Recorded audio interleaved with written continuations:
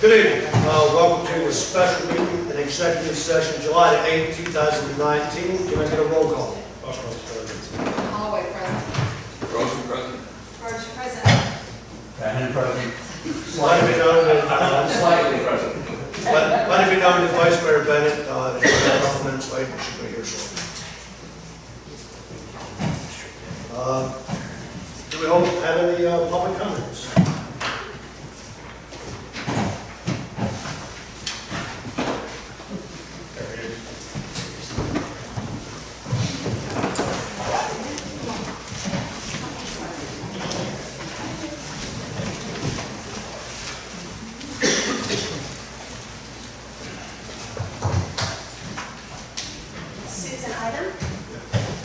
Maybe before we start public comments, can you note that Vice Mayor Bennett is now present?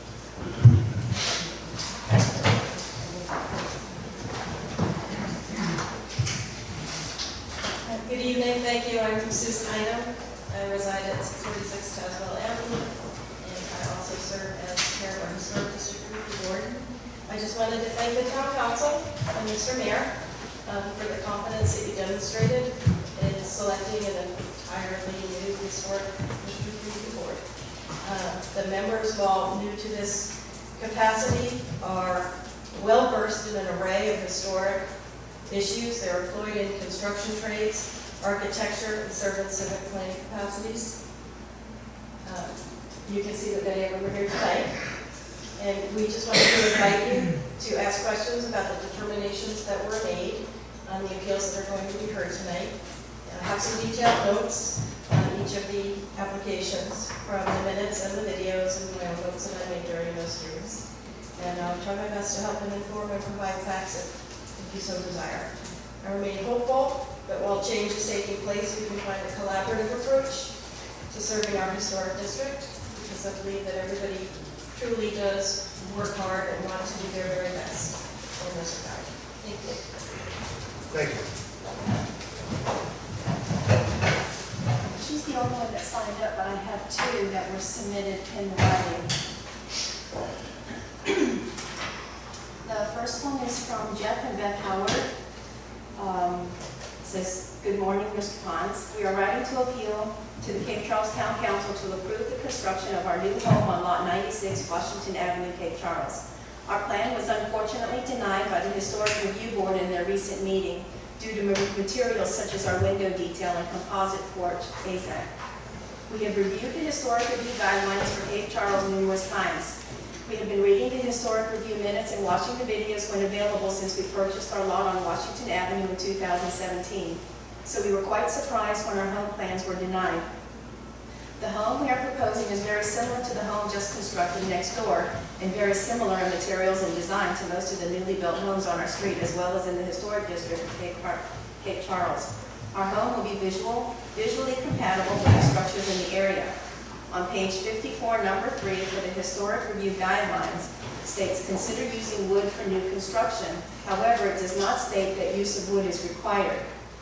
Many of the homes in the historic district have used composite materials. According to information reviewed about historic district guidelines, the use of composite porch floors is generally acceptable in many historic districts and is gaining favor as an appropriate alternative to wood due to its recycled composition, potential longevity, and compatibility to recede into the background on a historic porch. Many of the homes in the district have composite porch floors, etc., including the home just built next door and the ones near us. Some of the board members are suggesting grills on the outside of our windows be used rather than grills in between the glass. The guidelines state new construction windows should be visually similar to the homes in the neighboring buildings and district. It seems that most of the homes in Cape Charles have grills within the glass. Many fewer homes have grills on the outside of the glass. So again, the materials selected for our home are compatible with size, scale, color, material, and character of the neighboring buildings and of the historic district. We are not trying to do anything different or out of the ordinary for the district. Our family has been traveling to Cape Charles and the eastern shore of Virginia every year for the last 15 years and have been so excited to have finally purchased the lot on Washington Avenue in 2017 with plans to build. Our intention is to relocate to Virginia within the next few years once our youngest child completes high school. We have another son who just graduated high school and will be attending college in Maryland in the fall. We recently closed on a loan to build our new home and are paying the mortgage for it, but now we have not even been able to get approval to build. We had no reason to believe our home would not get approved based upon the Historic Review Board guidelines and the agenda minutes since 2017, excluding the most recent 2 board meetings. Our home is just like most of the new homes recently built and many of the existing homes in the district. Should you have any questions, please contact them and get their phone number. It says we eagerly await your response. Thank you for your time. Beth and Jeff Howard. The next one is from Renato and Jody Lucatello at 602 Tazewell Avenue. Garage proposal. We first came to King Charles 9 years ago and like so many, immediately fell in love with the town, people, and community. We were looking for a dream home project, and back then there were an abundance of homes to choose from. Arguably, we purchased one of the worst buildings, not only on Tazewell, but indeed the town. It was a complete eyesore in dire condition, which also boasted a colorful history to match. We purchased 602 because we thought it had a huge potential in becoming our dream family home and having a corner lot with direct street access into our backyard. A garage would always be part of our lives. We have respectfully followed the town's guidelines and the Historic District Review Board's decisions of protecting the town. We are very proud of the way we have sensitively transformed this derelict property into a beautiful home. Having our garage proposal denied is a major disappointment to us, as it has always been pivotal in our home plans. Over the years, we have had to endure people parking their boats, driving across our yard, and generally abusing it just because we were not there. We thought that finally getting our garage built would put a stop to that, as it becomes an integral part of our property. We respect the HDRB's comments and decisions on these matters, but in our particular case, there does not seem to be clarity on the grounds of denial. It seems it was denied on vinyl windows, AZEK trim, and siding, all of which did not fall within the guidelines. We chose these materials purely on the basis of matching the existing building on the lot. It seems the preferred material should be solid wood for the windows and trim. This is the first time during the process we have heard this material being mentioned, and we were totally unaware it was the only option within the guidelines. Being a craftsman of timber, I totally understand the beauty of the material and the need to reuse it where possible. However, I'm also aware of its disadvantages on so many levels. We chose not to include wood in our proposal, as aesthetically it would not link it to the main structure, which we felt was paramount. The practical disadvantage of using wood in this capacity can be seen all around town, and we felt it absurd to spend 3 times more on a material to house our car than our family. We are well aware that this decision may or may not be overturned, and we will happily respect either. However, the ambiguity and lack of clarity in the wording of the denial has left us with little confidence that a resubmitted proposal with necessary amendments in place would still get the proposal through. The mention of siding in the denial is a complete surprise, and we have absolutely no idea what this means and what measures changes we need to make. We feel at the very least a clearer direction on the process, as we generally thought we acted within the guidelines, will be a fair and courteous response. All the very best, Renato and Jim. Thank you, Libby. We're going to move on to the order of business. I will do this and have our planner, zoning administrator, Zach Pons, come up and give us a briefing. And then we have the contractor or property owner and speak about it. So, Zach. First is 210 Bay Avenue, new construction of a single-family dwelling. All right, so I'm going to be reading from the staff report that was submitted to the Historic District Review Board for this meeting. The description of the proposed project: the subject property is an approximately 7,000 square foot vacant lot with an alley in the rear. The applicant proposed to construct a 2.5-story, approximately 2,800 square foot home. This is an edit from 1,087 to 12,004 heated square feet on floor area on the first story, 1,009 square feet of heated floor area on the second story, and an edit of 604 square feet of heated floor area on the third story of the 2.5-story. An application was denied at the May 21st, 2019 meeting due to the design and materials not conforming with existing homes and materials in the historic district. Staff analysis. Staff discussed with the applicant that the proposed structure did not meet section 3.2.e of the zoning ordinance, which restricts the height of buildings in the R1 district to up to 2.5 stories.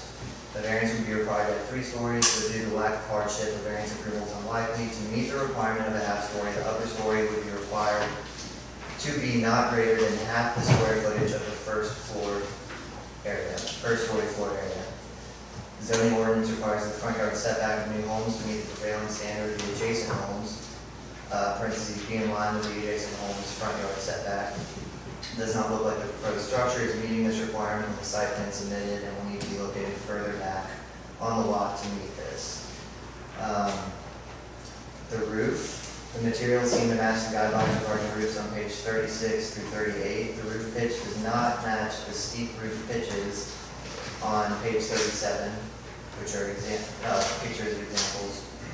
Number 3 on page 37 states, for new construction, respect the roof type, materials, form, and slope of roofs of nearby historic buildings.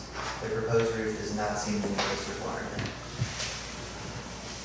Foundation. The proposed foundation seems to match the guidelines regarding foundations on page 35. Windows and doors. The proposed windows and doors seem to match the guidelines.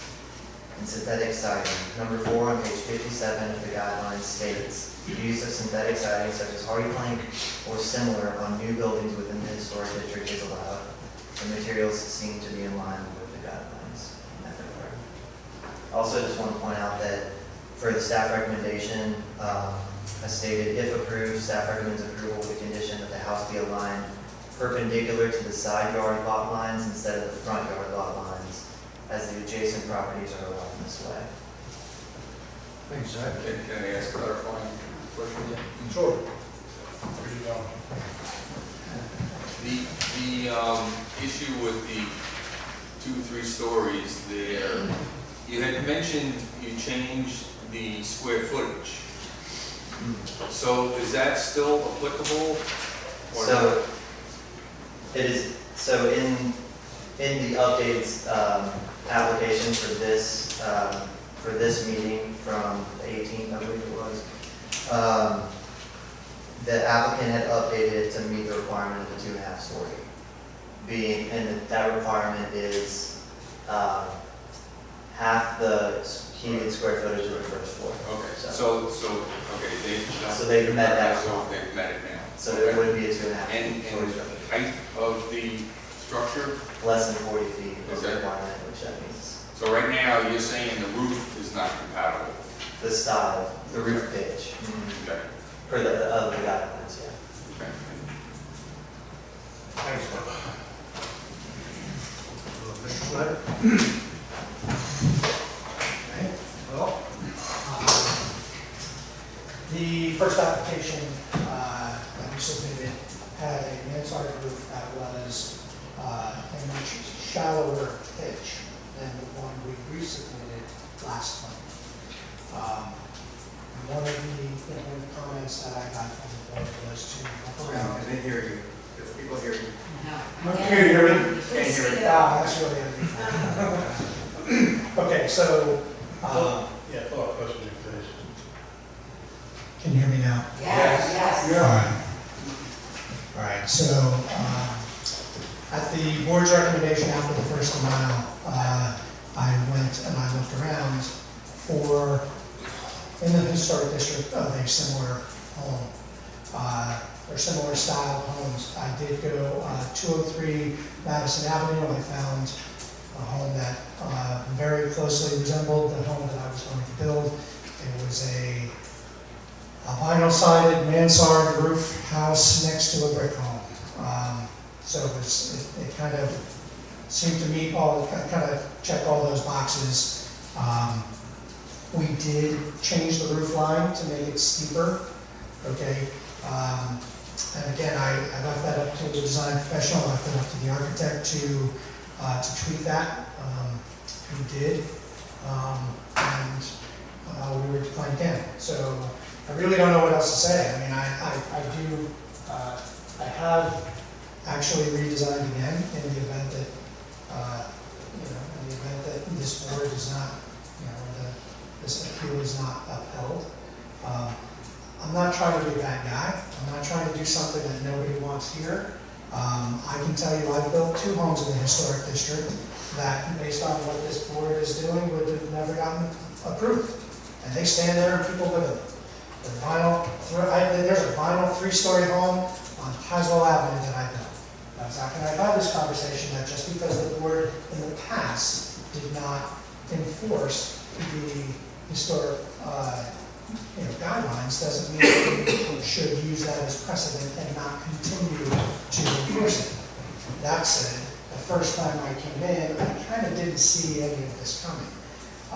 The second time, we changed materials. I changed the vinyl to hardy pine. I changed the exterior trim from vinyl and aluminum wrap to a boral fly ash material. We changed the roof pitch. I made a very careful list after the first meeting, and there were a half a dozen things that I specifically addressed. And I still got declined. So kind of at a loss. I was concerned that if I had continued to just revise it, I might come back and find that it was not going to be approved again. So a lot of discussion about the massing of the house, okay? I did put together an email, I think you probably all saw it. There's some really unusual massing on Bay Avenue. I don't think it's consistent. I also don't think you can expect a very narrow lot in between 2 much bigger lots to have any massing consistency with the structures on either side. Again, my appeal was that I felt that I did everything that the board had asked me to do, and it was still fine. So, does anyone have any questions for me? I have one. Yes. Why did you cite the house not parallel to Yeah, the side? and that was actually, frankly, that was my surveyor. And the way it's cited, the way it's canted on the lot, and the position of it is of no consequence. I have no problem changing that. Yeah. And that was actually something that came up at the second meeting, not the first meeting. Had it come up at the first meeting, I would have addressed it. I'm looking at this plat, and the 2.5-story brick that's next to it also doesn't align with the sideline, but too late for that. But what isn't shown is the house on the other side of it, which is further forward, because of the way these lot lines join the street. Right. To put the front of this house in line with the house adjacent to it, you gotta pick one, so naturally the picked one's further back. You could just as easily put this one even with the other side, and you'd be violating the setback. So personally, I don't see any reason to move it other than to get it parallel to the lot lines.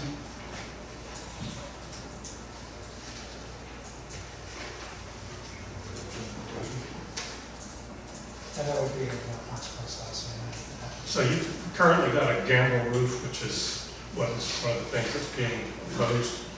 For whatever reason, I wasn't put in historic guidelines, there's 4 or 5 in town. There's a bunch of them. I mean, not only the one that you said, that's the front facing, but in the same street, there's 2 more across the street that are side facing the same roof.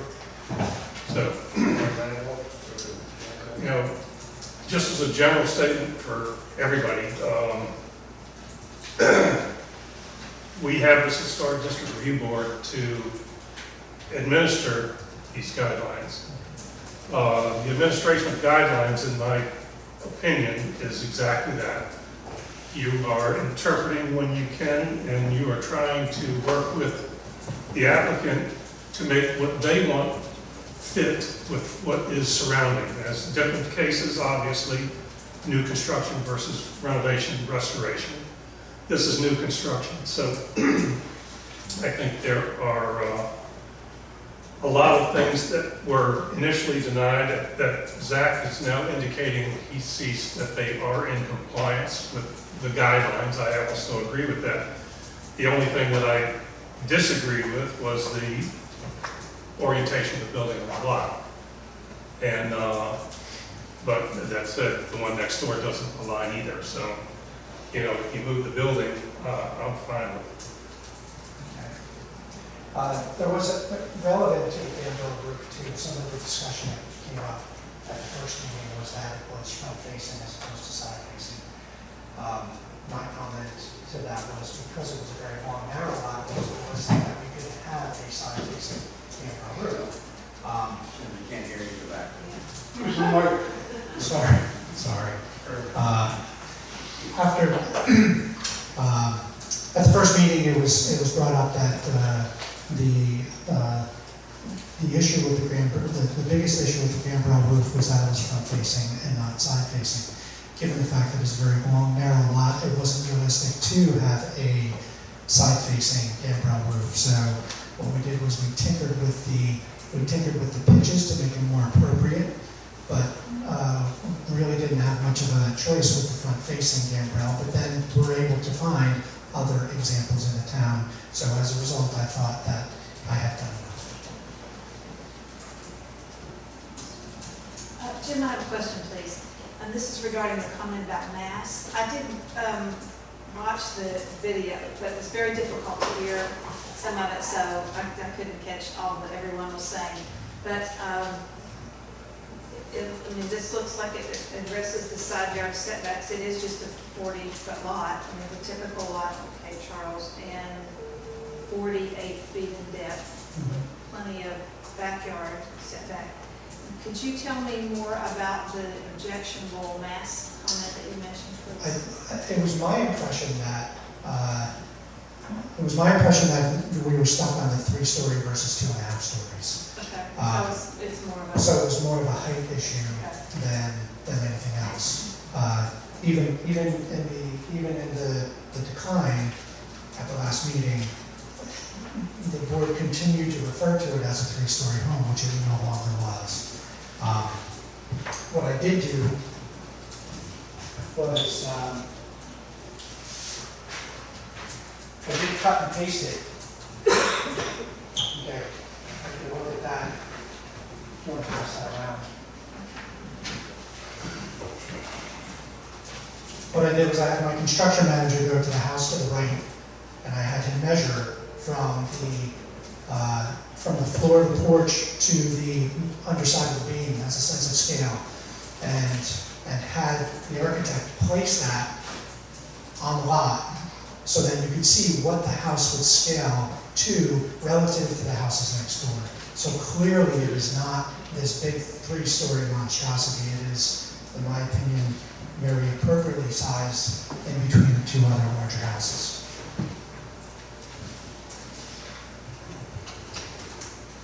I have I just have a question about the roof pitch. I don't know if it should go to Zach, but there seemed to be some inconsistency as far as Zach recommending what the roof pitch is, or we address, I don't know how to address that. I don't know who to point the question to. Well, the first plan had a much shallower roof pitch. The second plan had a steeper mansard roof pitch. So much more consistent. Yeah, that's, Is your client opposed to this roof, or could you not get the half-story in with this shaped no, roof? we can do that. That was, honestly, that was my, I can't afford to just hope that this works.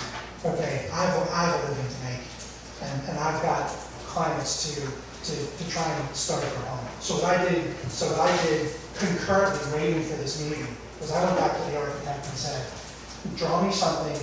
I printed out 3 versions of that and redlined it and said, draw the one that you think is the best version of this, which he did, and that's what that is.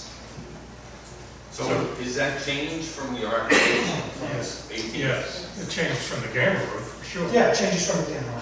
And it actually, And really, It's a better look. the only reason it's basically a provision. It is that if I walk away from here tonight with you folks saying no, we are not going to uphold your appeal, then I needed to concurrently continue to work on solving this because it's not going to go away. These people have purchased this lot. They want me to build them a home. So what I wanted to do is I wanted to just keep things moving in the event that this didn't go my way.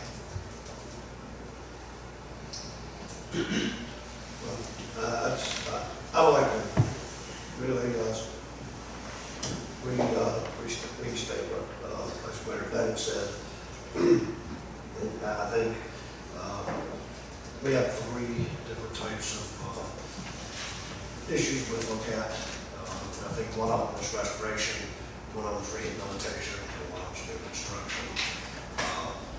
And I They think, can't hear you. sorry. Sorry, I'm just passing along. I think there's three different types. I think there's rehabilitation, restoration, and I think there's also new construction. And I think all of them has to be looked at it different. If somebody's going after tax credits, that's one thing. If they're rehabbing an old building, I think that's something completely different.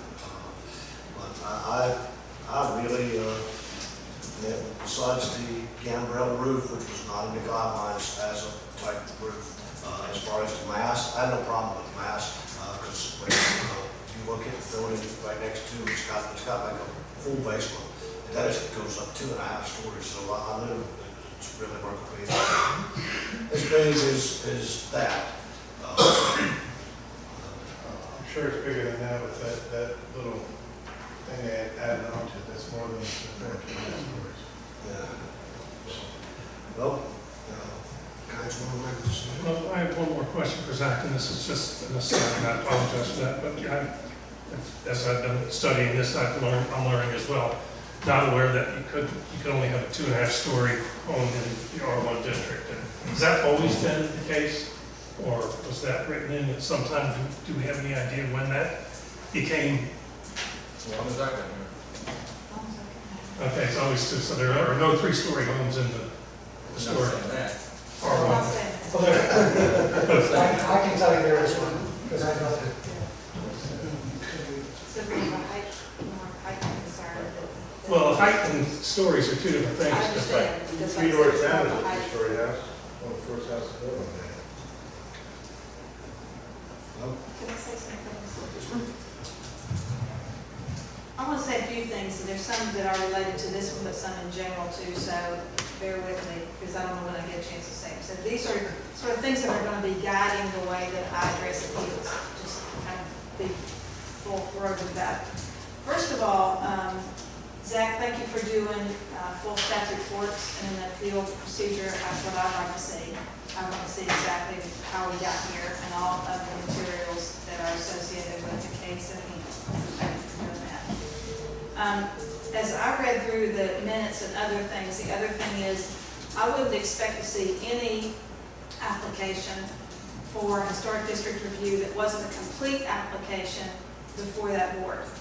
So that being said, a couple of the things that have concerned me, and I would say, Susan, and to the rest of you, as I read through it, that there were deferrals and deferrals and deferrals. And so with the 60-day period that exists between the time that you come to bring materials and get a decision, that can lead to 2 and 3 and 4 months. So if we have a full application, then we either table it, okay, and don't take no action on it, and, let the staff rework what needs to be reworked maybe.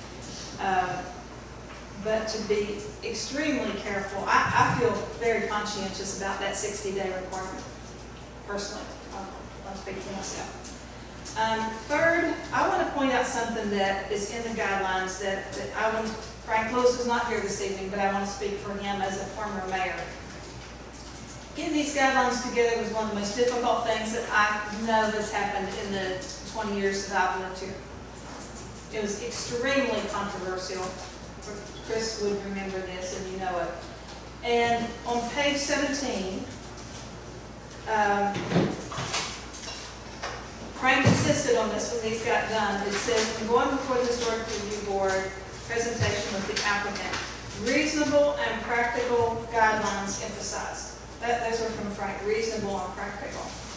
And part of the concern that I have here is that all of us need to be thinking about reasonable and practical guidelines, recognizing the difference between, reconstruction, restorations, which I don't know that we've had any, maybe, I don't know, but a whole lot more of rehabilitation and new construction. And really look at those as best we can. No, and we're not gonna ever be able to develop a set of guidelines that, yes, I can do this, and no, I can't do that. I just don't think it's gonna happen. So I think the reasonable and practical perspective that was developed around these at the beginning is still the thing that I look at as well, and consistency. So, I recognize there has been inconsistency over the years in these being administered, and I think they're only, they're a reflection of the personalities of different boards in different times, just as town councils are over the years. So I appreciate all that this particular board's doing, and others too, and it's a hard job to do. But we do need to have all materials ready, give you enough materials to make a good decision, give you the opportunity to make that good decision, and then do the best we can and move on. And that's all we can, knowing that there's an appeal process available to you. So, that being the case, I would also, when we get to talking about new construction, of which this is the first one of the several that we have here this evening, there are many places within our guidelines that speak to new construction being sympathetic, complementary, but not trying to reinvent or reconstruct something to look fake old. Now, to me, Jim, what that means is, if those people were building something today and we want to be complementary, then we want similar form in architecture to something you would find here in our district. And I'll speak to that in a second. Secondly, we would want to look at architectural features such as porches, which started out as a huge deal around here, not so much anymore, but porches, roof lines, the placement of windows, more to me than the windows themselves, but where the size of windows, that was the issue in past times, maybe you remember that, where windows were being, chopped up and smalled up and all that, no windows on sides and things like that. And really respect and be complementary to all that's found here, but not identical to it, and not trying to look like something that was old, because it's not, it's new. And so, while there's guidance about use what you can, what's old, what makes sense, use the more contemporary materials are not prohibited. That's how I read these guidelines. I do want to say one other thing, and I talked with Zach about this today, and I'll speak this to the board. So, we have two basic historic districts here. When we started out with these guidelines, and shortly after they were developed, we had a National Historic District. That National Historic District was identified in 1989 or 90 or something like that. Okay? That was when there was a preservation plan, no ordinance, no guidelines, no nothing to enforce anything. Contained in that, identified on every single lot in that district, which by and large is all of what you see on our page 6 of the overlay right now. Now, it's smaller than this, but most of this. Every single structure that's on there that contributed to that National Historic District is every single one of them. And there are many non-contributing structures, houses, commercial buildings, whatever. There are many in that district that didn't contribute to it. But it was because there was such a mass of the types and styles and so on and so forth. That's what enabled this district to be created. Then with this overlay, this became our local historic district for the purposes of our ordinance. Okay? So we have, and we have one later this evening, that's why I brought up this question. We have, structures that are not really contributing structures. They were not identified as contributing structures, even in the old National Historic District. And to me, I think we should look at those, recognize those, and use that as a criteria. I recognize that they might be contributing today if we did it, but we haven't updated that survey. And I don't want to do that on a case-by-case basis, speaking for myself. So that's my little soliloquy for this evening. Well, let me tag on you. Part of the thing on the the tax credit restoration. He had one, so basically that really is out of the hands of us anyway, because they have to conform to the state. Well, the federal, we did it. No, state, it's all been state. I Yeah. talked to the Park Service the other day. I know, but if you go through them, we did that. Yeah. And you know, I think if a person is gonna do something for federal and state tax credit programs, you're not gonna have any problem with our guidelines. No, I don't think there'll be a problem. but there's stuff on our guidelines that But- don't conform to that. I I did understand. the bookstore with the frontage on there with the extruded aluminum. It's not allowed in our historic understand. district, but from a historic rehabilitation, it's called a structure, that's what they said to use. But it may address, and I don't know about that particularly, but it may address some of those elements that if they come off, it hasn't destroyed the building. Right. I'm not trying to make a case for that No, no, no, at no. all, but we just need to be careful about it. And it says something about that in our guidelines as well. Thank you, Mayor. Thank you. Anybody want to make a motion on the decision?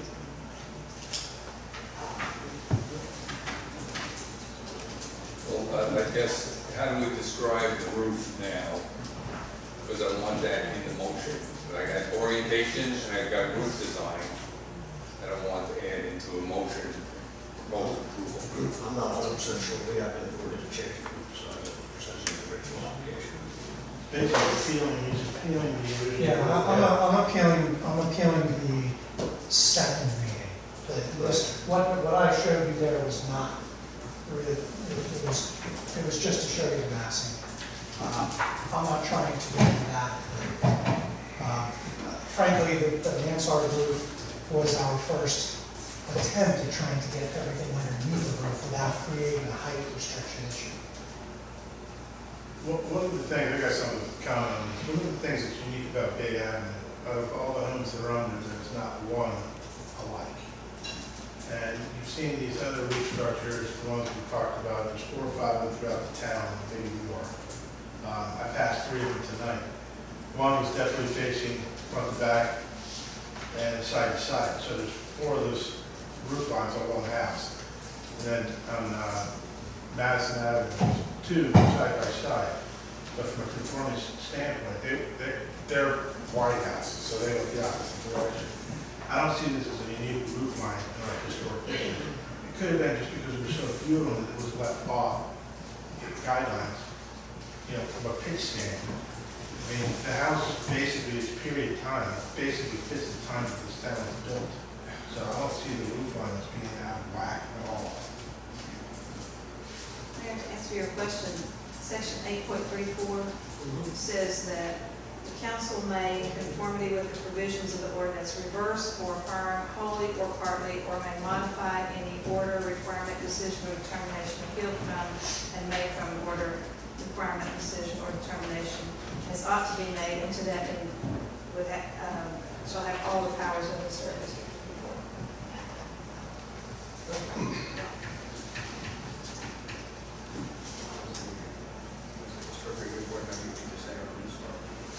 So Yeah, we had to say.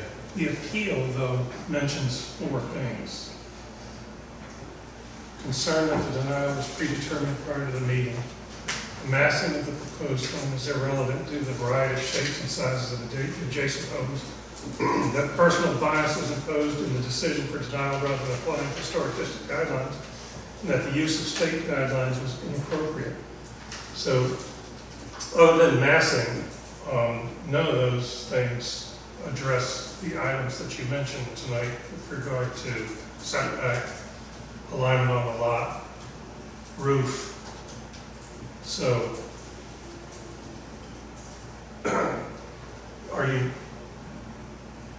was it denied for those reasons? Setback, alignment on the lot? It was denied for massing. Is That's that- it, that's documented in the meeting minutes, the draft meeting minutes, it's massing only. Which was basically was conformed to based on changing that, the 2.5 story. Correct? No, well, maybe. Yeah. That's why I You said dropped, what- you dropped 600 square feet. Right. That's new Converge aspect. material to me that's coming to the table right now. Chairwoman,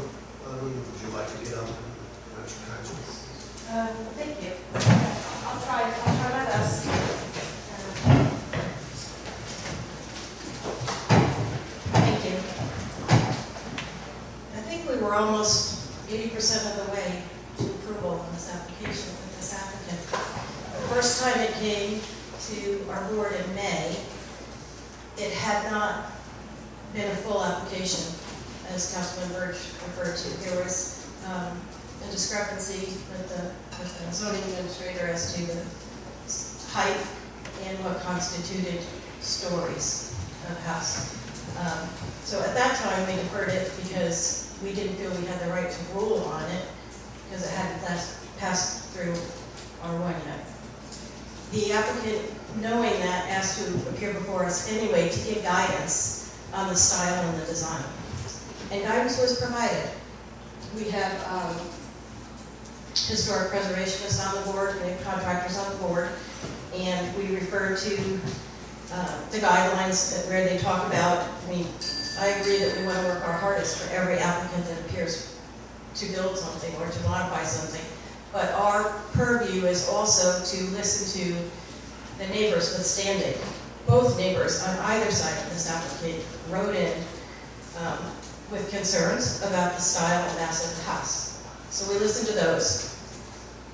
Each member on this board drove by the property and read the application in detail and made their own notes before they came to the meeting. At no time did any 2 of us or 3 of us, 4 of us or 5 of us discuss the case before the meeting. So the appeal is saying there was a predetermination and there was not. I just want that to be clear. We are very compliant to the rules.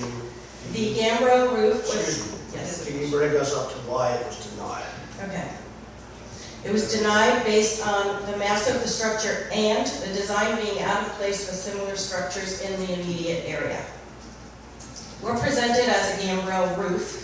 It was really a gambrel design structure on the front end gable, allowing the house to have 3 full stories. And to clarify, the new design that was presented at the second meeting, it was modified. There was some square footage removed, that's correct, but the house now stands at 3.5 stories. Technically, if you look at it, there are 3 full floors and then a half floor. The 3rd floor has 700 and some odd square feet, where the first 2 have 1,000. So it is 2/3 of the first 2 floors. It is not half, which is the criteria for a half story, to have half the amount of square footage. It does not. And I guess a question on that, because if I go to the drawing has a table, and the table specifically says the 3rd story is 604, and the first floor is 12. In the most recent application, Yes. Yes. the square footage, That's correct. That's okay, correct. then I stand corrected. As far as new construction is defined in the guidelines, it says the success of new construction within a historic district does not depend on direct duplication of existing forms. It is to be sympathetic to the period in time in history that our overlay takes in. The front end gambrel roof lines that do dot around town were built in the mid-century. They were reproductions of 1600s architecture. This town was founded with architecture in the late 19th century and early 20th century. So the gambrel roof really was a complication for us. However, I hear the applicant saying tonight that he has a design for his traditional gable roof, and if the zoning administrator has determined the house now meets the height requirements and the square footage requirements, I don't really see that we have any basis of appeal. We did not predetermine the application, all the reasons that he has on there for the application. He now has a design that is compliant with the suggestions that were provided to him in both meetings. Anybody have any questions? Yes, Well, please.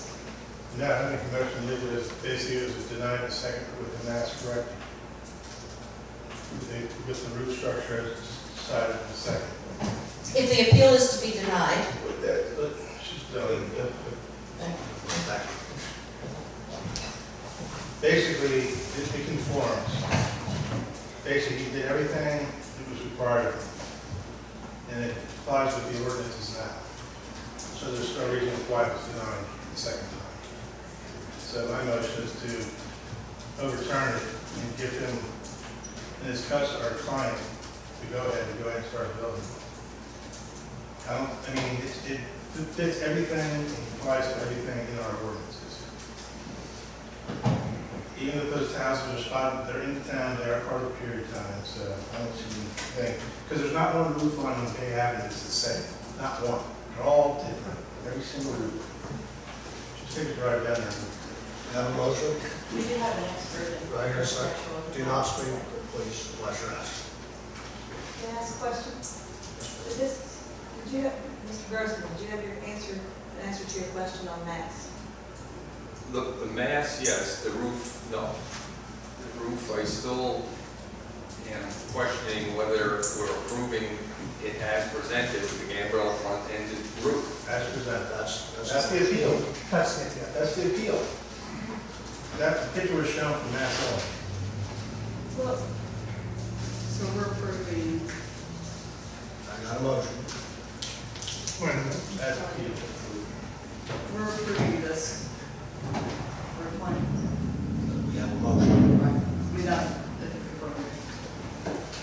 which one are you holding? Oh, sorry.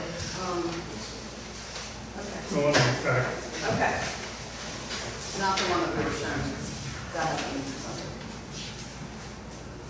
but this is one that's in the packet, have the proper floor areas, 604 and 12 on the first floor. Because I think that if I remember correctly, I think it was just a clerical error with that, right? In the staff report, it still stated the original application's square footage. So that's why I updated it as I read it. So currently it meets the ordinance for 2.5 stories as presented to you guys tonight. And then basically, they saw it as 3, but it was basically 2.5. Well, no, it was 3 when it was originally The presented. first time, second time is a typo. Right? Correct. Second time is a typo. I know we have a motion on the floor, but I do want to just clarify one of the pieces of the appeal. I just want to acknowledge that the use of state guidelines was inappropriate. There was, through both meetings, several references to Secretary of Interior guidelines and National Historic. And we do need to stick to our guidelines as how we're making decisions, because I think a lot of the applicants were very confused by that. And that was part of my, that is in my email. That's exactly what the U.S. Park Service stated to me too. Check with your state. And that's our annual council. I think that was creating a lot of confusion for people. And, Mayor, if I may, and that is true with one exception, okay? And planning for new construction on page 21 has the last 2 of the main tenets of the Secretary of the Interior standards that we do incorporate into ours for new construction. And they're restated on that page. Okay, we have a motion. What is the motion? The motion is to, Reverse the denial of the second appeal. Second application. Second application. And what? Basically, permit them to build. And so it will approve this that's in our packet. With no adjustments to orientation. With the adjustments to the orientation. Well, that's gotta be part of the motion. I'm sorry. Yeah, would you like to restate? Basically, the motion to reverse the denial with the changes to make sure the house is conforming with the setbacks and parallel placement of the house on the property. Motion, do I have a second? Second. Second, any more discussion? All in favor? Opposed? Mr. Snyder, go vote your ayes.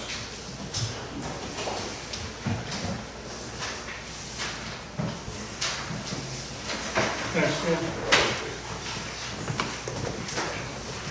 Up next, 217 Jefferson Avenue. We're at 217 Jefferson Avenue. Description of the project. This subject property is a 40 by 140 lot with an existing single-family dwelling located on the property. The applicant has stated that the existing aluminum siding is in disrepair, and they'd like to replace it with 5-inch vinyl siding with a board grain look. They'd also like to install insulation underneath the siding due to no insulation currently in the walls. The project was deferred at the April 16th regular meeting in order for the applicant to choose a different siding material that is allowed per the guidelines. The project was deferred again at the May 21st meeting to allow the applicant and the town planner to remove a piece of existing siding to see what is underneath. The town planner, the contractor, and the applicant removed a piece of the aluminum siding to see what type of material was underneath. The material underneath was wood siding, and the portion that was removed was in a good state of repair. And that photo is attached in your packet. And the applicant has provided photos of the property along the street. There's also been many emails sent in support of approving this project. Staff analysis, vinyl siding is permitted in the R1 district as long as each individual clapboard is no wider than 5 inches. The guidelines do not regulate to a greater or lesser extent the width of each individual clapboard. The applicant is proposing a vinyl siding width that meets the R1 zoning district regulations. There are various siding materials used on the adjacent homes to this property, with a majority of them having vinyl siding. Number 4 on page 57 of the guidelines states, the use of synthetic siding such as hardy plank or similar on new buildings within the historic district is allowed. Number 6 on page 57 of the historic guidelines states, the use of synthetic siding on contributing structures will only be permissible if the structure is currently clad in vinyl, aluminum, and stucco-like siding and is the subject of a major addition. The HDRB strongly suggests removal of synthetic siding and restoration of the original siding material. That was all on page number 6, page 57. The original siding looks to be wood. It's unclear whether the rest of the wood siding underneath the aluminum siding is in a state where it could be repaired. In keeping with the intent of the historic district, the replacement of 20-year-old aluminum siding to vinyl siding would not deter the existing structure, from the existing structure of the character of the street, which primarily has vinyl sided homes. Thanks. Anybody have any questions for that? So is this the only renovation being done to this home? It is. So there was an addition done on the home that I'm not sure exactly when it was done. Applicant can speak to that. That has vinyl siding currently. So they're just replace the aluminum siding on the house house. They're gonna leave the wood siding? Oh, well, no, there's a vinyl siding on the addition. No, on the home they're making the application for, they're going to replace the aluminum siding With vinyl vinyl. siding. It also stated that they were going to add insulation. Yes. So are they going to remove the wood siding as well as the aluminum siding, or put insulation on top of the wood siding? And Insulation in the outside. Mr. Kyle?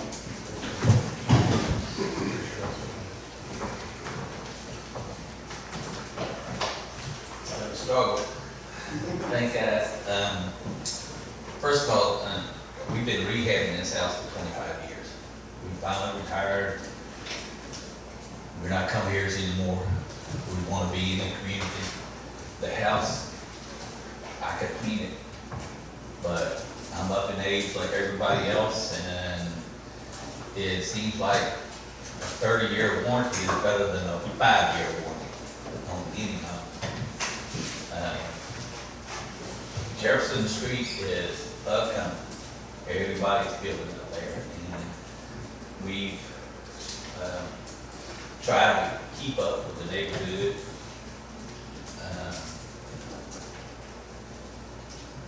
Right across from Cooley's this week, they just put vinyl siding on the garage. This rehab is going to be pretty expensive for us. Because we're retired. So we want to go ahead and get it done. I want to fish. I want to mow grass, and just take care of my neighborhood as everybody else does. The vinyl siding to us, we can go whatever you suggest, if we can put it on. And this is going on 4 months now, so it's been a long run for us. So I'm not sure, I talked to Mike, the man's gonna put mine on it, and I'm not sure if we're gonna have to take the wood off or not. But we want to use the insulated siding, because the old house was hollow walls, no insulation in it, so we needed. Some insulation is better than none. Oh, God. Okay, I just want to clarify Yeah. what the insulation, Yeah. where that was done. And the addition that was put on the back was, I think it was 10 years ago, we put a big sunroom on the back, bath with washer and dryer, and we put a big deck on the back. It's been really nice, but now we don't have any view because everybody's built in front of us, so we can't see the water anymore. Everybody knows what that's all about. And we had to put a front porch on, there was no front porch on the house. We had to put a new front porch on, and it's all tacked and vinyl, and would just rather stick with vinyl. I know the guidelines say wood if you can wood, but the neighborhood is, everybody's got vinyl siding. We've got 2 houses on the whole block that have that wood on. The lady next door, she's 72 years old, and she gets up on the scaffold and she paints 1/4 of her house every year. Now, I'm not sure if she's using cheap paint or what, but she's up there by herself. So, and she wrote in too. She wrote a really nice letter to the board. Said that we're just requesting vinyl siding. And whatever size y'all want, we will put it on. Now, you had sent in a letter that said you'd replace the siding with whatever material the board suggested. Did they suggest something at the time, or no, it was a matter of no? Size. Okay, it was relative to size as opposed to material. Well, she suggested that I look up symmetrical material. I would like to say, looking back at the project was denied. Applied guidelines of material per page 57, number 2. What wasn't read, if you go to 57, number 6, it actually allows to replace aluminum with vinyl. So I would like to say, Be careful, the whole phrase is and is the subject of a major renovation or addition. well, it's To true. me, this is All right, so that's, well, I don't see that. I see pushing out the back of the house or adding. It's already got, it happens, I far away, there's an addition. All I'm saying is, the way you're reading 6 there, I read it differently. And I read it even differently because that only applies to a contributing structure. And I checked with Zach today, and I don't want to speak for you, but I don't believe this is a contributing structure under the decrease. So, even though it's a rehab. this is that old survey that was done in '89. There was a survey for every property, you know, the original properties, and that wasn't in the original National Historic District, that part of Jefferson, that block. Correct. When I went to look it up. There are some on that block, but they show little blue dots on them. And so if it's a non-contributing structure, to me, then there is more flexibility with the material. Okay? You know, Notwithstanding the fact it's in the local historic district, to be sure. I just want to say that, you know, for me, I find this phenomenal that this has gone on this long, and the fact that we were told earlier that the board listens or reads the letters from the neighbors and recommended against the previous one because the neighbors said they were against it. This one, all the neighbors are for it, but the board still recommended against it. But I think we also need to think about these guidelines, and, you know, materials change, and My house is 13 years old, and it is predominantly brick and hardy plank with AZEK side trim. But there are pieces of wood on my house, and every piece of wood that is on my house has already started to rot. I've already replaced the porch, already replaced steps, and I hate to say it, but they just don't make wood like they used to. You know, wood that they got 70 years ago was not forest grown, was not forest harvested and put out there. You know, wood just doesn't last. I think it's good. I wouldn't recommend anybody put wood on their house. Yeah. I just want to make, sorry, just one comment, because I think it was obvious that we are struggling with interpretation of the guidelines. And I know what all of you have gone through. I've been at the last 3 meetings, so your intention is not to not move forward on things. So we are all also seeing some of those struggles within the guidelines. I agree we need to move forward on this, and I support moving in that direction. But I think it's very clear that there's the matter of interpretation. You go from one point and you go form down, and you can interpret it a different way. So we have a job as well ahead. I will bring it back to you real quick. So with that being said, as a contributing structure, which is in the National Historic. It's not a contributing structure. No, I know, but I'm going back to number 6. So why would it not be the same if it's not in the contributing structures? Then why would it be any different? That's the question.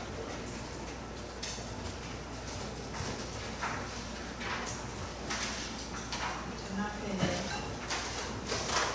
the reason that we have the historic district at all is because we originally had enough, I'll use the word mass, and I don't mean by building, but enough quantity and proximity of significant architectural and historic buildings to create a district out of.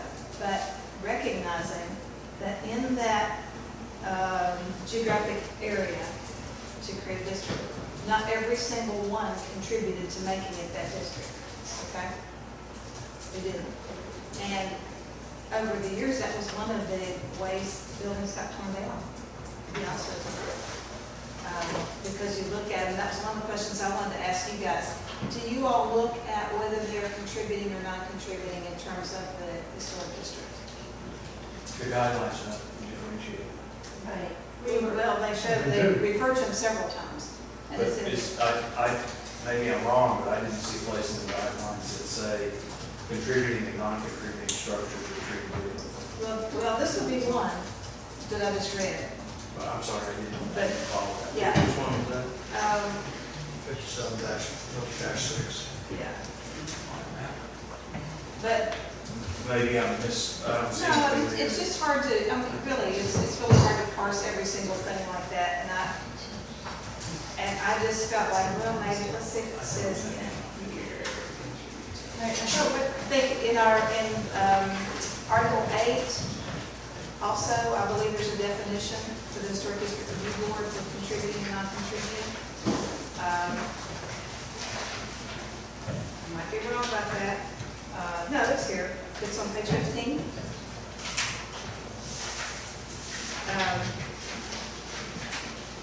So it was one of those that were, when the Department of Historic Resources did the survey, that factors 50 years.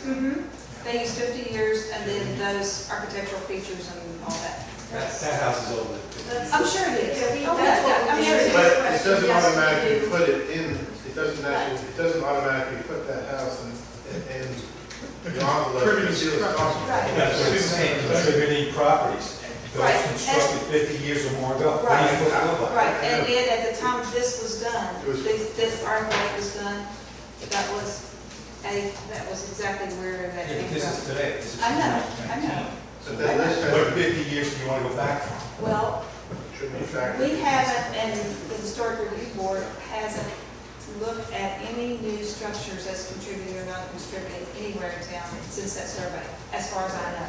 I would like to say. The contributing structures are designated, They are. Correct. so that's the ones That's that all, that's all I'm contribute. saying. We don't have that. There's a map that shows them. Okay, but that Yeah, is irrelevant. I would like to say this for a work session. We followed one In through response. 6 on page 57 when making that determination. Because We asked the I'm going to save that for a work I'm session. trying to answer this. Got it.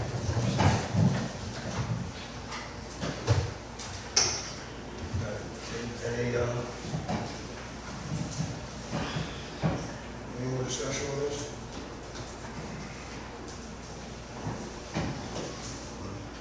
Council wish to do, Yes, I would.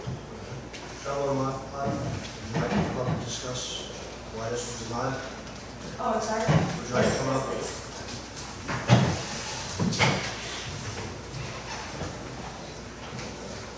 Thank you. We are not sympathetic to the homeowner at all.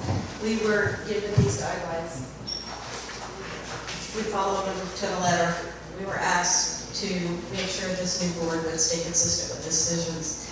And the best way to do that was just to follow the guidelines in every application. And that's what we did. And 1 and 2 and 3 and 4 all talk about synthetic siding, not being sympathetic and not to be used in the historic district. The denial was made because page 57, number 1, said synthetic siding such as aluminum, vinyl, stucco-like material are not historic cladding and do not contribute to the historic character of the structures. It was denied based on number 3, synthetic siding as referenced above is not permissible. Hardy plank or similar is permitted, with exceptions. Ensure that any moisture, rot, etc., etc. Consideration should be given to retaining the original materials on the primary elevations of the building and residing on only the secondary elevations of the building. On page 18, we cited in the general description that states the guiding principles for the guidelines established for Cape Charles Historic District from the Town Council. The guideline in this publication are based on the Secretary of the Interior standard for rehabbing guidelines for rehabbing historic buildings. They express a basic rehabilitation credo of retain, repair, replace. In other words, do not remove a historic element unless there is no other option. Do not replace an element if it can be repaired, and soon. We deferred the application so that the determination could be made if there was original wood siding under there, because this says you can't remove it. On the second application, we were told there was original siding under there and good repair. That was in staff's report. So we denied the application for vinyl. However, should the application resume because the rest of the aluminum siding is removed and the wood is in disrepair, the guidelines are still clear on the material that can be used, and hardy siding or cement fiberboard siding is the other material that is listed in the guideline. So that was the basis for the denial and the thought process for that one. Does that answer your question? Or more? Okay. I just have one more statement if I could, and on page 1. The reason the public should use these guidelines is that the members of the Historic District Review Board will be using them. It is the review board's responsibility to decide whether your proposed change is appropriate for the district. These guidelines give them basic standards for making these decisions. They're not edicts, they're guidelines. They're meant to be interpreted, and that's what we need to do. And if that's been misconveyed to the board, then, we need to clarify that. Correct. We've also got a standing issue with our own ordinance that allows us not signing in the historic district. Our own ordinance. All right, but again, the overlay changes it appropriately. In the historic district, it allows it. Yes. Well, the historic district basically modifies that R1 designation that vinyl is acceptable. Historic says, no, it's not. That's the governing. Did that change took a vote? When that basic change? I don't know how long ago, but it's been there for, Well, which part of it, R1, Yeah. that was there before the guidelines. No, there's changes in the guidelines when they changed that. Not The from one. the original. That, I'm pretty sure it was when I worked. It's on the front page, it says 2017. I know that part, but in the R1 where it talks about vinyl and the prevailing standards, I'm almost positive, Amy, that was before these guidelines were developed. I'm almost positive. 17.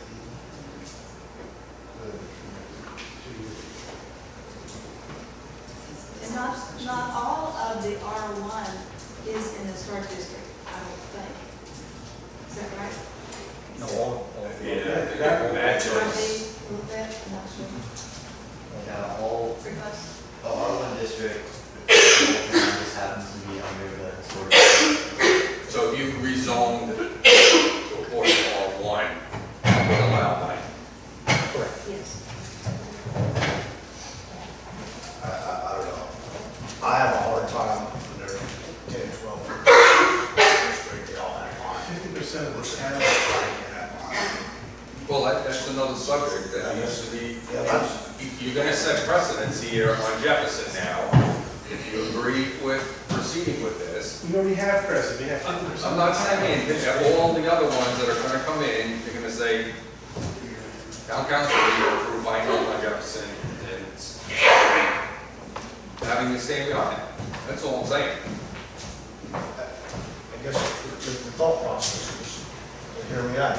There's an addition on the house. It's not on it already. I I'm sorry, believe- can you please speak up? There's an addition on the house, I believe, has vinyl on it already. Everybody hear me now? Yes, thank you, Shirley. Are you not, you're not gonna mess with that vinyl? You just want to remove the aluminum and match the vinyl up to the rest, or you taking all the siding? We actually would like to change the color. You're gonna remove it all? We would like it. But that's a, But it's not an addition. Okay, take my house, it's vinyl. I added on the back end of my house, got it approved to extend, and I had to put some siding on there, and they allowed the continuation of vinyl on the new area. That's the addition that they're referring to in item 6, from my reading. He's just removing and replacing. rehabilitated. Well, you're going from aluminum to vinyl, it perhaps is a step up. That's right. Because it really doesn't look good then. If the wood is rotten, you take that off and It you would, find the wood if it's rotten. if it's wood rotting under the bond, under the pile, the plywood on the pile. I'll put that up. On the addition, on the addition. That's what he's asking. Mhm. And it will be more insulated too. All right, well, we've heard from, Mr. Wyman, we've heard from Mr. Cobb, we've heard from the historic, and board chair. Making a motion. I make a motion we overturn or accept the appeal. I'm not sure how to make these motions. I'm not in favor of denying this application. You want to make a motion on hold? Then make a motion to uphold the appeal. I'll second that. So this is to allow the vinyl side. Correct. All right, we got a motion, we got a second. All in favor? Aye. Opposed? No. No. Could you please say the motion again? We have a motion to uphold the appeal, which is to allow the vinyl side. We have a second, The vinyl siding. to allow the vinyl side to replace the aluminum. Does he need to come before us to get approval of which vinyl siding, or any vinyl siding he can choose? Well, it has to follow the guidelines, which is a maximum of 5 inches. Other than that, anything he wants. That guideline is for new construction, Yeah. for replacement of the older material that's approved. Well, his opinion, I mean, it's been before your board 3 times. We didn't write this. We were asking I for it to be understand. consistent and to follow the Well, guidelines, we've and we got are. a motion here. But if And you're we've gonna got- overturn it, you need to Excuse be me, specific. Mr. Allen, excuse me. Mrs. Allen, with respect to me, Mrs. Allen. We have a motion, we have a second. So we have four yays and 2 nays? Yeah. No. I would vote, if you put it in the negative, so it's Yes, that's confusing, hard. okay? I would vote to, in the affirmative, because I consider it a non-contributing structure. Yeah, I was confused by Maybe I should clarify the motion. Libby, how does the motion read? Okay, it says, first you started out to overturn the HDRB decision, and it said, to approve the appeal to allow vinyl siding. Is that clear?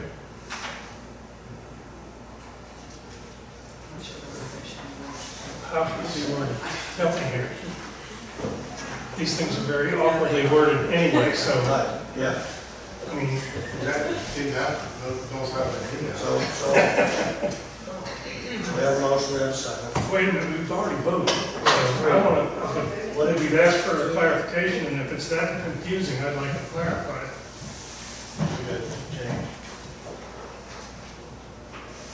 Yeah, I vote yes. He's confused by that. Sorry. So the board's decision was to deny the replacement of aluminum siding to vinyl siding on a single-family dwelling at 217 Jefferson Avenue. Is that correct? And my motion was to overrule that decision, overturn that decision. And that was a second.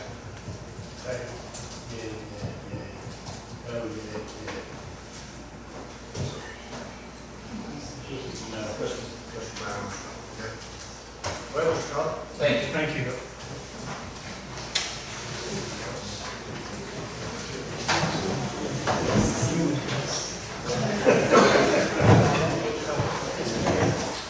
Okay, up next. 602 Tazewell Avenue. Right, description of the project. The subject property is a 40 by 140 lot located on the corner of Castle Avenue and Nectarine Street with an existing single-family dwelling located on the property.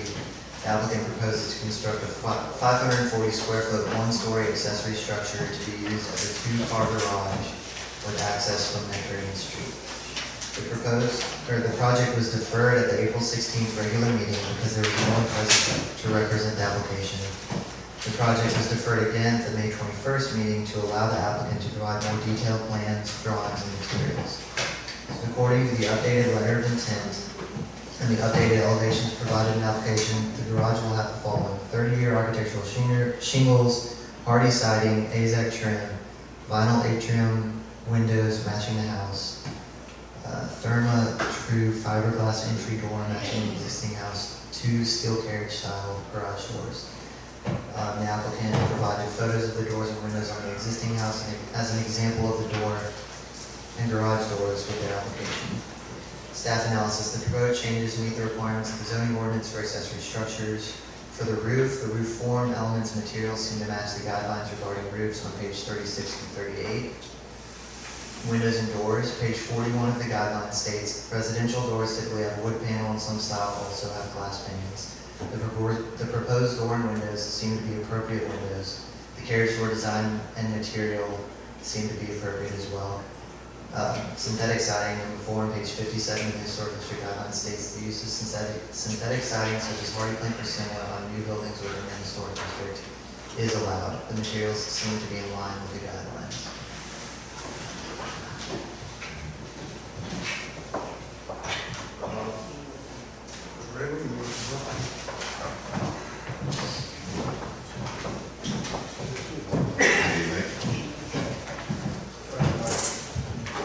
Okay. Yes, sir. Any questions?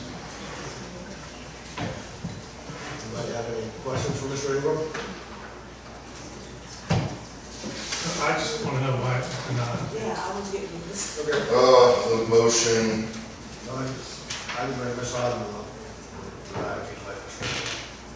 I'll give it to the chairman. okay, yeah, I was just gonna leave the motion, but yeah, that's fine. I'm losing my voice here. You all ready for vice chair?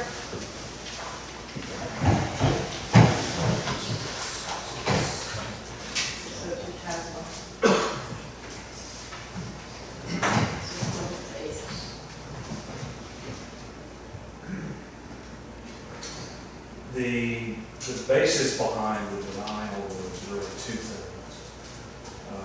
One of those is the exposure of the siding, wasn't the type of siding.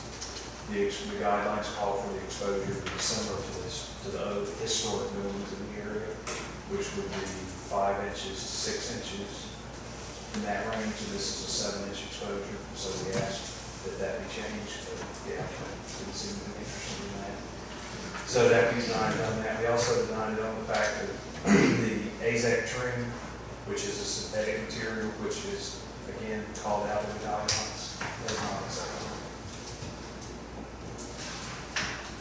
And I thought vinyl windows was also. But no, the windows, yes, there was the reason behind the windows was not the fact that they were vinyl, even though the guidelines do say clad windows only. They don't say extruded window like these. But the reason it was not because they had grills between glass. And the guidelines call for those grills or buttons to be exposed on the exterior. To the best of your knowledge, does all the materials for this garage match the house that's on as well?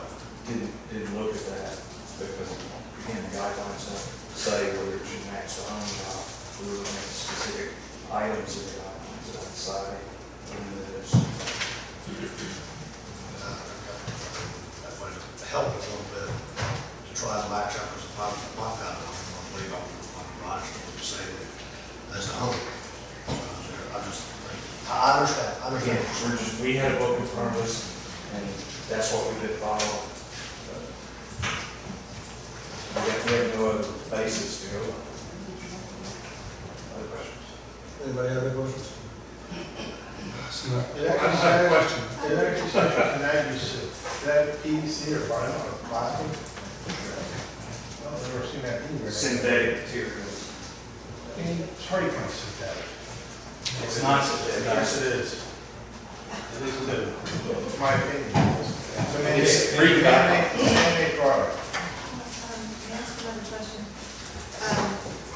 As I was listening to this, it's really hard for me to hear you guys for everybody on that video, but I am concerned or interested in your all's viewpoint about the number 10 on how you interpret new additions and adjacent or related new construction shall be undertaken in a manner, this one page 19, number 10, that if removed in the future, the essential form and integrity of the historic property and its environment will be unimpaired. And we're talking about an accessory structure here. Did you review that part of what you think? I mean, it just continues because on page 21 it says, look at the surrounding buildings to determine their style, age, and elements that help define the special character. Right, I will too. This board does recognize that there is a lot of ambiguity That's not in the guidelines. You can't do it in a vacuum. You can't look only at the plan and not look even around the site at the adjacent structures. This is the guy's house. He's got in the garage. I think it says adjacent historic structures. It doesn't say adjacent. Page 39, number 1, for new construction. Look at the surrounding buildings. Can't be any clearer. It doesn't say historic. It doesn't say anything else. It says look at the surrounding buildings. I would classify his home as surrounding buildings. So then, if you look at the surrounding buildings, then there are no historic guidelines because every building in town has vinyl. You just said that, so then what's the point? If the guidelines don't mean anything, they The don't. guidelines mean a lot.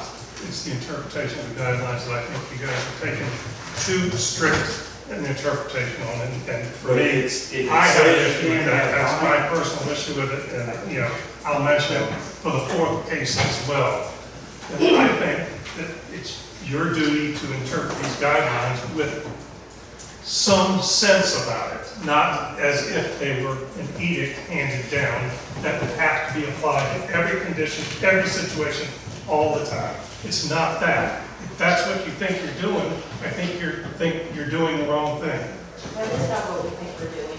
We have been holding work sessions, and this board has been in place for 7 weeks. I get that, and that's another thing, and if I could just interrupt you for that, and that, I'll apologize for that. I know you all are all new, and now you're in the middle of this, and, you know, I'm sorry for that, but this is where it is. You know, I've had 2 appeals from the Historic District Review Board since I've been on council, and one of them was from in this recent year, and the other one was, God knows when, 5, 6 years ago. So now we have 4.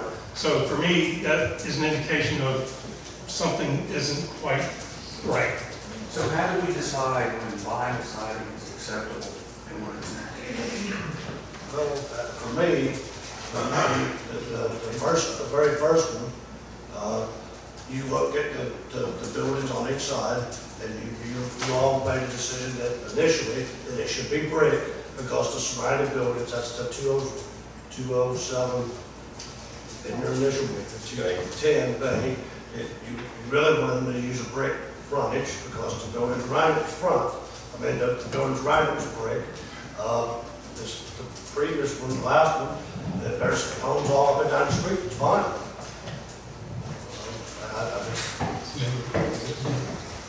Contributing versus no. Yes, I think it's a good question on the vinyl itself, which maybe could be set aside as something that we ought to maybe think about when we have a work session, really more specific guidance about that, to make everybody a lot more clear of the direction.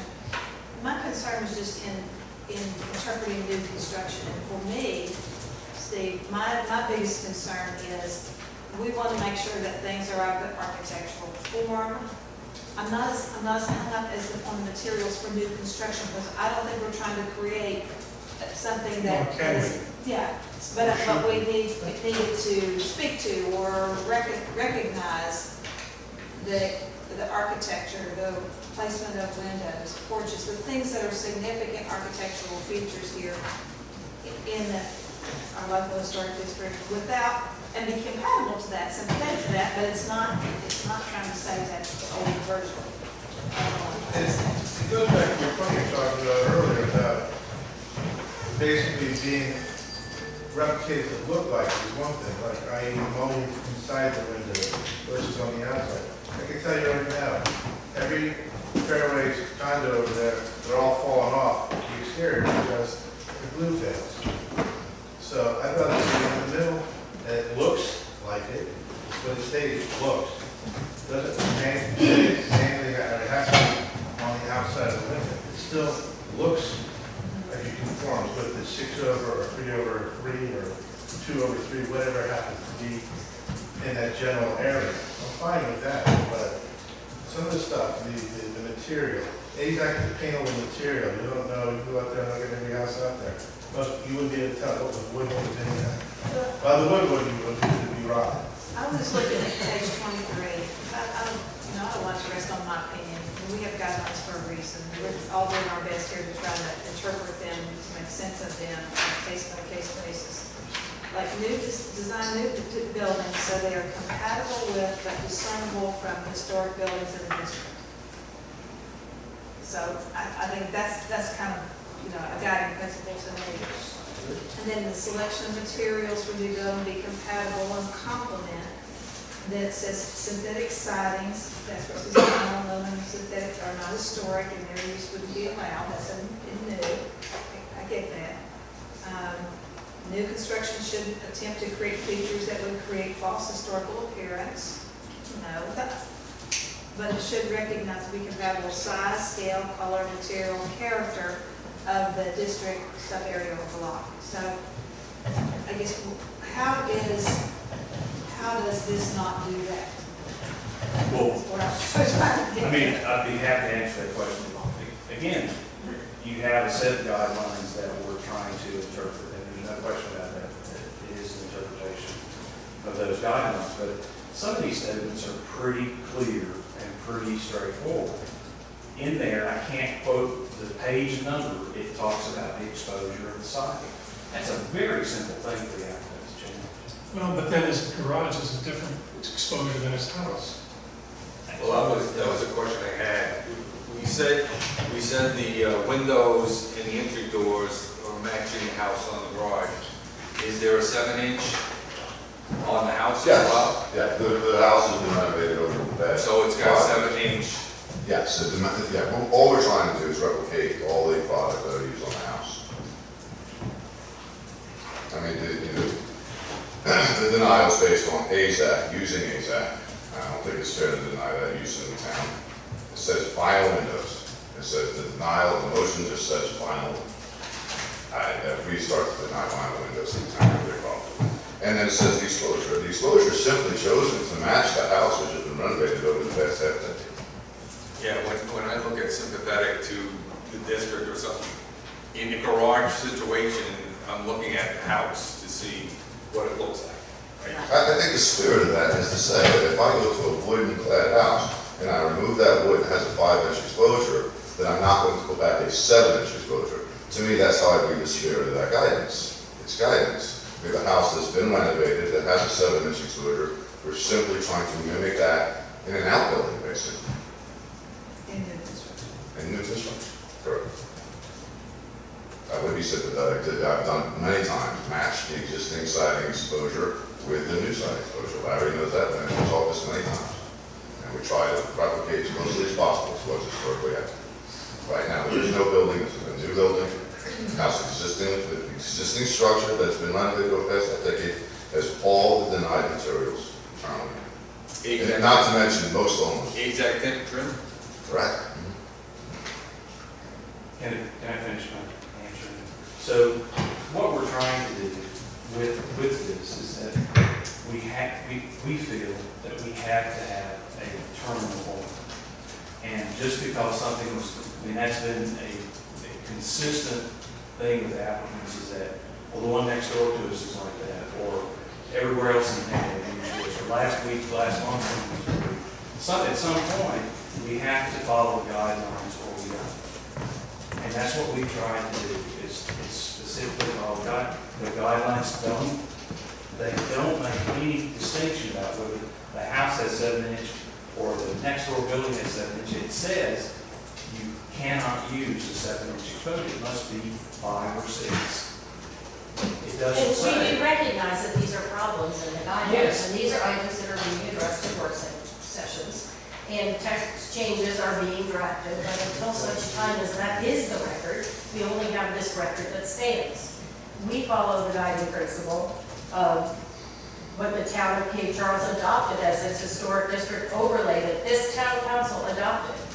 And I quote, "It is the purpose of the district to preserve the designated historic areas and historic landmarks and other historic or architectural features and their surroundings within a reasonable distance from destruction, damage, defacement, and obvious incongruent development, This is a new shed. or uses of land, and to ensure that the building structures, streets, walkways, or signs shall be erected, reconstructed, altered, or restored so as to be kept architecturally compatible with the character of the general area in which they are located and with the historic buildings or structures within the district."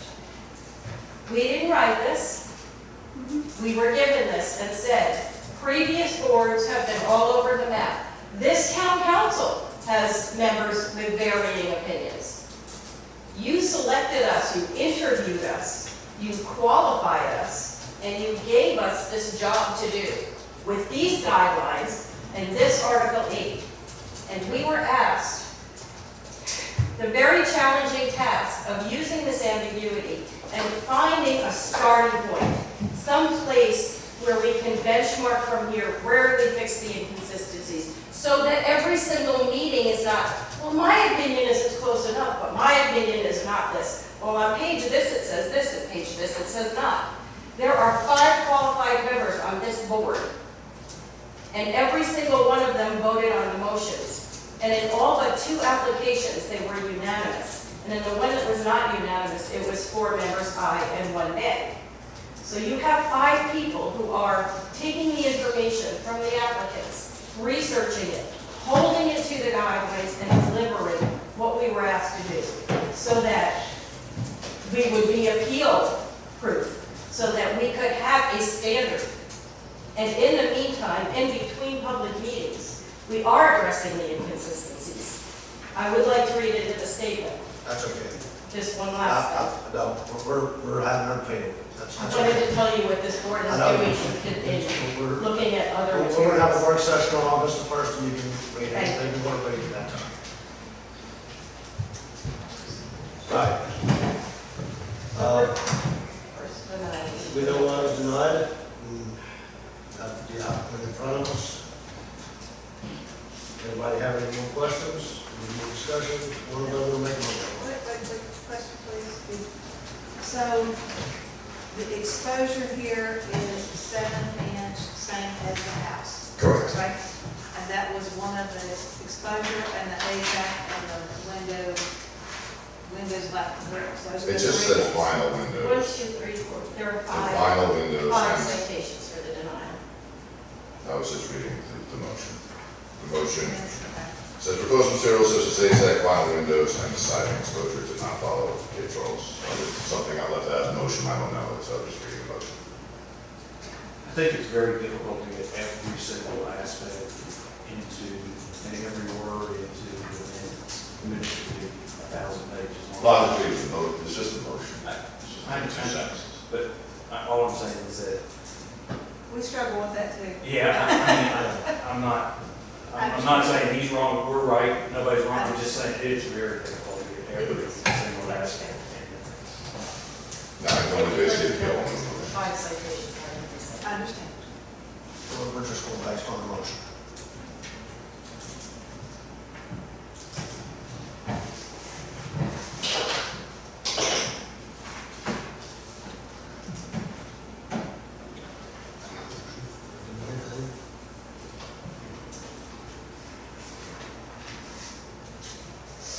Yeah, I'll put it on the table and we discuss. I'll make a motion to overrule the denial based on the fact that we're attempting on a garage to match the house. Second. But I would prefer you to use the word overturn. Over time. Got a motion, got a second, any more discussion?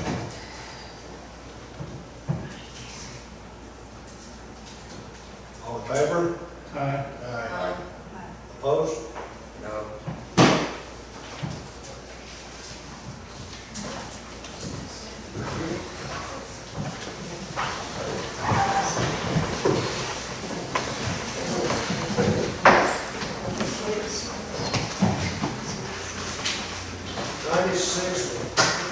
Washington Avenue.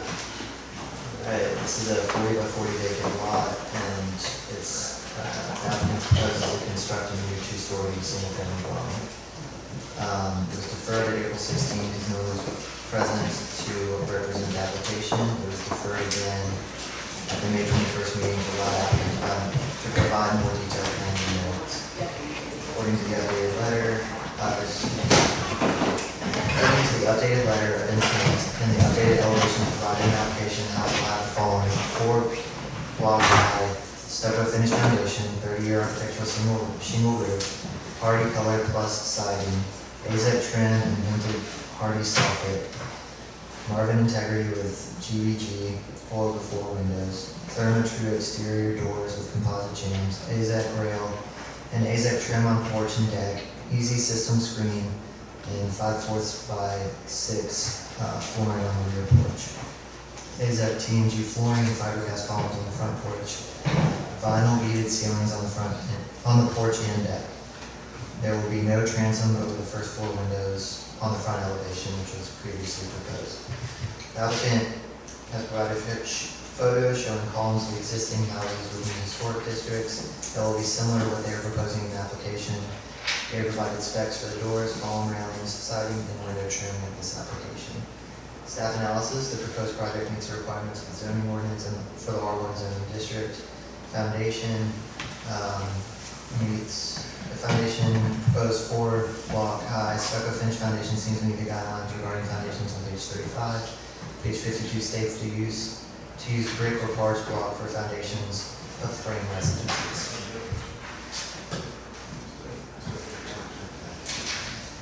The roof form, elements, materials seem to match the guidelines regarding roofs on page 36 to 38. Page 40, windows and doors, page 41 of the guidelines states residential doors typically have wood panel, and some styles also have pane glasses, or glass panes. The proposed door looks to be fiberglass with glass panes. The proportions of windows and doors are similar to those on surrounding historic facades, as mentioned on number 11, page 42. The windows will be 4x4 GVG windows with AZEK trim. Porches, page 44 of the guidelines states, do not strip entrances and porches of historic materials and details such as columns, balusters, or trim. The proposed porch has 8-inch fiberglass posts and railings, and is similar to buildings on the street. Synthetic siding, again, number 4 on page 57 guidelines states the use of synthetic siding such as hardy plank or similar on new buildings within the historic district is allowed. The proposed siding material matches the existing buildings on the street. Zach, can you clarify what the appeal items are, like the last one didn't have them? Definitely. So that was from the. So staff received a request from Heather Barron's office manager with QS LLC to appeal the Historic District Review Board. Specific items of the appeal request are as follows: the proposed windows and siding. They're stating that the proposed windows and siding meet the guidelines and therefore should be allowed. That's it. That's all. Can I ask a question, Mike? Zach, did you consider this a complete application at the May meeting? I did, yes. Did you make a recommendation at the May meeting from a staff standpoint about whether this should be the purpose of construction? I do not recall, I don't have it in front of me, what the recommendations were.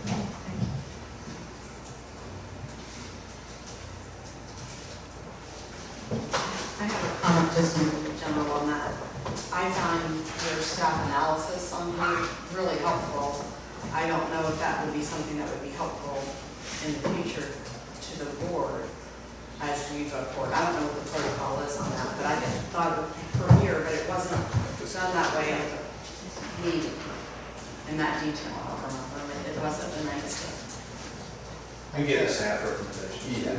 Yeah, but it's like, this is Not as detailed. It's not as detailed as this. I'm saying you got page numbers or. Yeah. Yeah. So I see the staff analysis. Initially, I was making recommendations, but then I started not making specific recommendations. Because I felt that there was a lot of discussion that I might not have taken into account that was being discussed at the application, or during the application process, such as like Mullins and things like that. And so I just decided, the board was discussing amongst themselves and making a recommendation on approval or denial or deferral based off of what they were discussing, so. I think your expertise gets us started. I found it very helpful in reference to this. I guess the reason I was asking is that on the re-meeting thing, the first one, there wasn't a representative there, is what I understood, and then as we go to the next one. But it looked like there was insufficient materials or incomplete application. And so we want to make sure that the board has a complete application. I think the thing was, if the staff recommends that it's okay, then why the board? Zach's own words told us that he felt the staff had more expertise in some of these things than himself. So he decided not to recommend recommendation. Yes, not an application, just a kind of landscape and things like that. Yeah, we're also working on updating the process to where I'm working with the board to provide me exactly what they're looking for each application, Okay. and then it's complete. So, My intention is not to give you the hot. Oh, yeah, credit for Otherwise, otherwise, we're working on relationship. Okay. so Zach, Thank you. is it your responsibility then to determine when you have received a complete package? It is. So they shouldn't have to defer a package because it's incomplete. it shouldn't go to them before it's complete. You deal with the client Yeah, with that until you get a satisfactory, complete package. yes, and but then they might need more information on specific, maybe they might have more questions on windows and things like that. Well, then, and it wasn't a complete package, or, that's. Yeah. So in the past, we've accepted applications of varying degree, and I've been accepting those types of applications, but this board would like more information. Yeah, and I appreciate that, Yeah. because it's really hard to make any kind of determination on a sketch that's hand-drawn on a napkin. Yeah. So it's in process, and I think we're getting so. Thank you.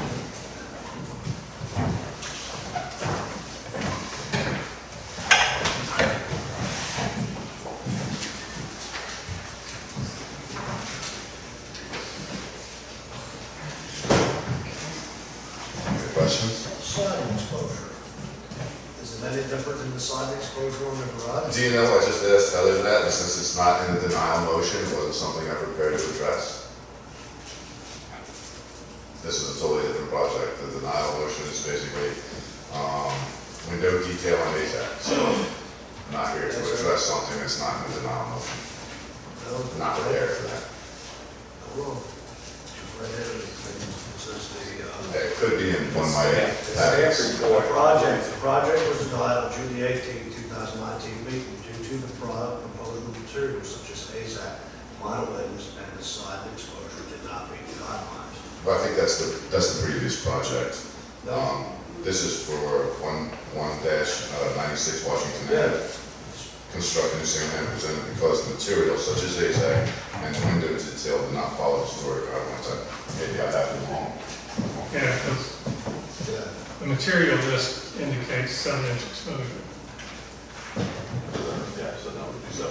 The staff report does not agree with the motion Right. in the draft. Okay, right. That's the difference. That's the difference.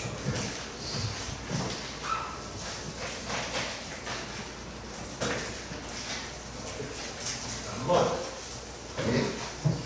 Never mind. Like I said, I'm just here to address the actual motion itself. So still AZAC siding.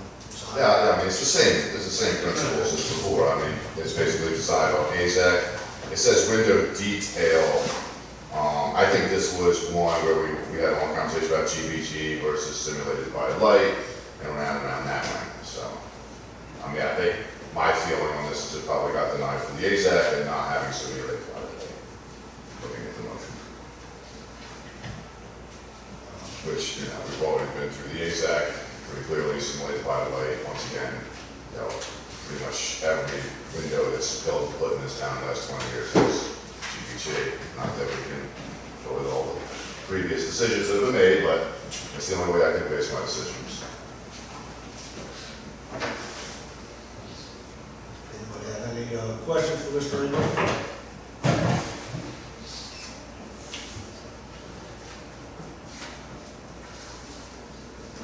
I'm not sure I fully understand the reason for denying.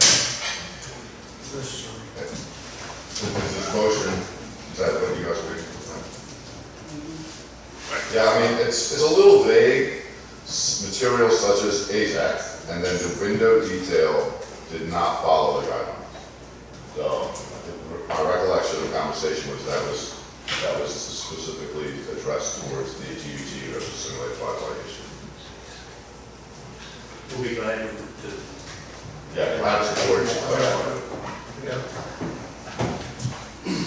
Again, it's difficult to put every detail into that motion. The motion would be several paragraphs long in some of these cases. So specifically, again, based on the guidelines from page 39, for new construction, use windows and door styles that relate to those found in the historic district. So these windows need to have a button on the exterior based upon the guidelines. And that's why that particular item was there.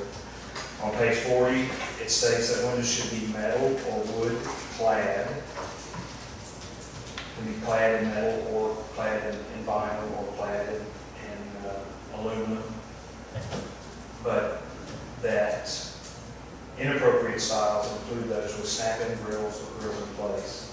The intent here is to provide for a mount that's visible and has a profile on the outside of the glass. Page 42, number 6 says construct new windows and doors out of wood or metal and match the style of the building. So again, back to the historic district, what's there. Page 57, we've talked about this infinitum tonight, but hardy plank type siding is allowed, but exposure should be in keeping with the surrounding buildings. Trim materials, cladding, and decorative items should always be wood. That's on page 54. Wood should be the dominant exterior material. Further, again, the grills between glass or GVG instead of simulated divided light windows and glazed doors are specified, which again doesn't comply with the non-existent force of that.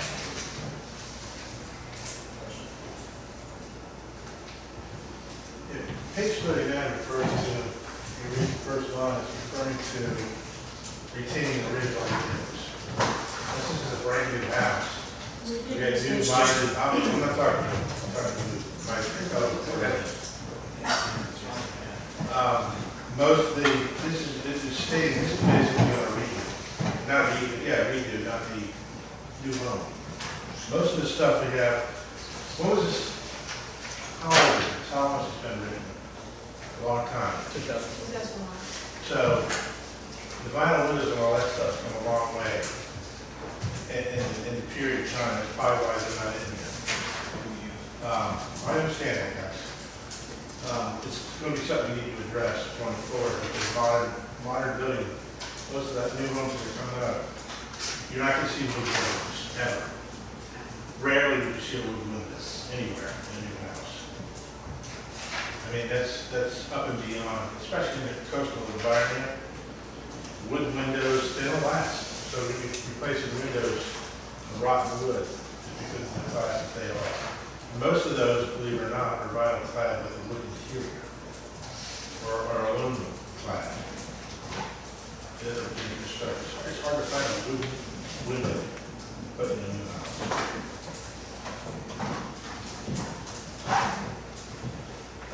Yeah, I don't think wood windows are realistic. Just my opinion. Something needs to be addressed going forward. And as far as, the motion says AZAC and window detail. If the motion is overly big or shorter than they should be, I can't help that. I can only appeal based on the motion at hand. I can't appeal based on the commentary that was flung out during the meeting. The motion is made for specific reasons, so that I can specifically make that appeal and address the motion. So. But I think obviously, I don't think anybody here has a wooden window in the house. That's been built in the past 50 years. I would say, Diane brings up looking through the minutes of that meeting, she brings up a really good point that it kind of goes back to the spirit of the 2001 version of this, which is not your problem. It is your problem, but it's not your fault. Right. Which is this, consider using would imply that you don't have to, okay? And I don't think at the time it was written that you had to. I don't. I'm not saying that's a good decision or a bad decision, I'm just saying at that time, and that's what we're still living with now. And of course, there was more opportunity for wood probably than other quality or types of windows, but more concern was about the proper size of the window, the proper orientation of the window on the structure, and the proper, like how many, what do you call that? So Diana, it's a good question, and it's a legitimate question, the whole analysis. But I think that means it's not required.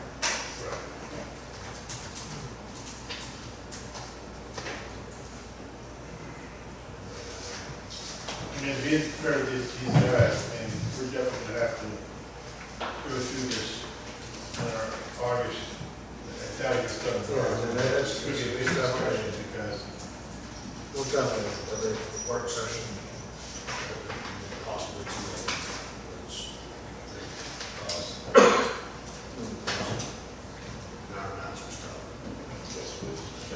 What about also and you spoke to this too, so I appreciate you bringing it back up, but the new construction shouldn't attempt to create features that would create a false historical appearance. And so, are you saying in that having interior muntins, or what do you call that word, things, dividers, creates a false historical appearance? No, the intent, I worked with historic district review boards in 4 towns over the past 10, 15 years. And I do this every day for a living. And the intent from all these guidelines is to not replicate, not have exactly the same thing. And I don't think that the guidelines that we're using don't propose that. But what they propose is that you keep the spirit and the overall sort of architectural details of the building is the same. So when you put in a window that has a grill between 2 pieces of glass, it's nothing like that historical. Doesn't even remotely. It's the spirit. You're going with the spirit of the same divided light, regardless if it's inside, outside, you're going with the same physical look. I don't think there's a historic district anywhere that says that you can have grills between glass and windows. Ours doesn't say it either. It doesn't say inside, outside, or anything. It's in the spirit of. So there's no determination of where that grill goes. But I guess, and I'm going to say this, but the reason that you asked us to do this is because we have expertise in these fields. If you're going to do this, every month you're going to have a litany of people come in here for. I mean, by your own words, in the spirit of. You're interpreting it totally different than. But that's the reason you asked us to do it, is for somebody with expertise to interpret that. If you're going to, appeal, and you're just going to have a litany of them, because every person that gets tonight is going to be in here. Aren't we really creating a list of things that really need work? We need to work on. I think that's. I think there's a lot of work to be done, and a lot of Let's things just to be done. of this man first. Yeah. Exactly. It's in the spirit of maintaining the same look, state inside, outside. Give a location for these particular grills. That's what I'm getting at. Is that one of the reasons it was denied? Yes. Just because they project a half inch of light, a shadow, at a certain time of day. It says inappropriate styles have staff in grills. They won't be snapping. Internally. Well, it further says the intent is to provide for a button that is visible and has a profile outside the glass. Intent. Intent. We follow the intent. And I sympathize with the board's following of the intent with you guys. I mean, look, we're somewhat pitted against each other by no fault of our own here. I'm simply trying to work at the lead for my client. You guys are trying to make sure that this town has a flourishing life, and they're trying to enforce a historical guideline. And nothing would make me happier than in 30 days to see a very strict guideline of what we can do. I don't like to be in front of my clients, 90 days deep, telling them I still can't start their house because I actually have no idea what's going on here.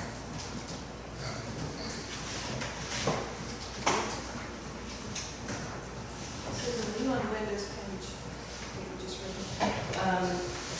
Yes, page 39, which falls, it begins on page 23, under the heading of planning new construction or additions. I'm with you. Okay. 30 minutes specifically talking anyway about old redos, not new. It So doesn't there's appear that an way, intermix because it between- uses the word decay, and is one of the ambiguities in there. There's an intermix between new and old as well. We don't have a guideline for new construction windows. That's what I think we need You to. say that you put anything in order to. Well, it says, for new construction, use window and door styles that relate to those found in the district. So there is guidance. But all we have are specific guidance on windows in terms of real details is under that heading on 30. Right. Which is only And page sills, 40. windows, gaps, shutters, should be respected. It's very bad. And that's why we're trying to develop a checklist to help people so that they can be successful. We want them to be successful. when they come. It's no fun. Yeah, you guys got a lot of big information. It really is. It's no fun.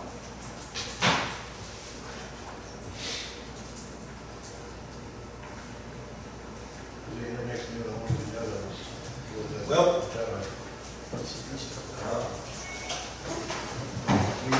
you've heard the whys and the whys not. I need a motion to do something. Motion that we approve.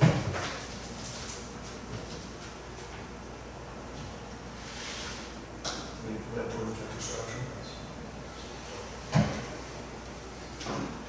He's making the motion to overturn the denial. I have a motion.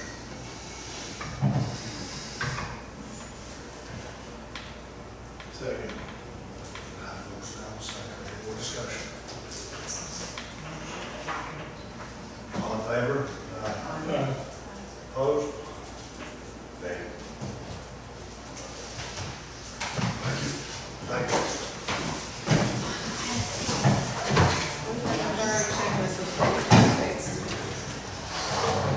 I'm sorry, I didn't. We have a big starting checklist of things that need to be. Thank you all.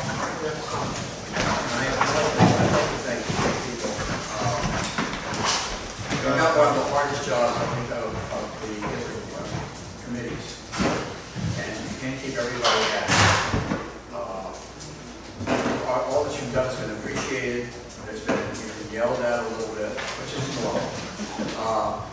Don't ever get your feelings hurt when Mr. Bennett gets into his really, the steam is really coming out. It means absolutely nothing. He's still lovable. He's been married how many years? So, thank you very much. Well, I think with that being said, I'd like to say, I think August 1st is going to be a good time for all of us to get into work session.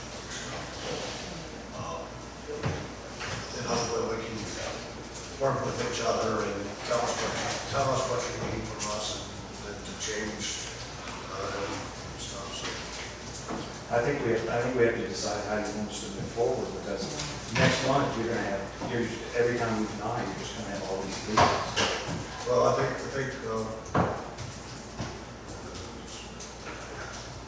Because I mean,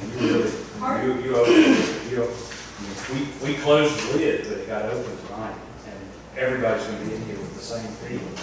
Part of the process, the appeal process that I feel could be improved is if the HDRB's decisions are being appealed, the HDRB should be allowed to provide for you more context than just the way the motion was worded.